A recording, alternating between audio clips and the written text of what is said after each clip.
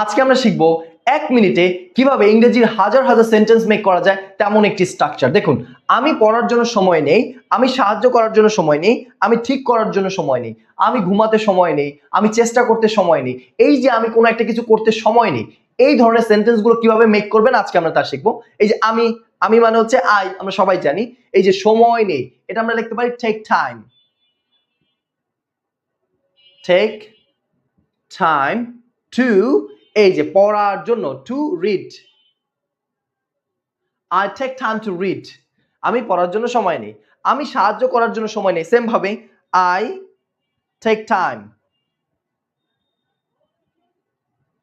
to help, I take time to help, আমি লেখার জন্য সময় নেই। তাহলে কি হবে? I take time to write। এখন যদি বলি আমি সাহায্য করে তো লিখলাম, এখন যদি বলি আমি সাঁতার কাটতে সময় নেই, I take time to swim। যে কোনো ভার্ব এখানে বসাই দিলে আপনার একটা সেন্টেন্স হয়ে যাবে। I take time to, তারপর হচ্ছে যে কোনো একটা ভার্বের প্রেজেন্ট ফর্ম বসাই দিলে আপনার সেন্টেন্স হয়ে গেছে। এখন এখানে এই আই এর বদলে আপনি ইউ লিখতে পারেন, হি লিখতে পারেন, শি লিখতে পারেন, তা দিয়ে সেন্টেন্স তৈরি করতে পারেন। যেমন you take time to help, তুমি সাহায্য করতে সময় নাও। You take time to read, তুমি পড়তে সময় নাও। You take time to write, তুমি লিখতে সময় নাও। এখন আপনাদের কাজ হচ্ছে আমি ঠিক করার জন্য সময় নেই, এটাকে ইংলিশে কনভার্ট করে কমেন্টে জানিয়ে দিন।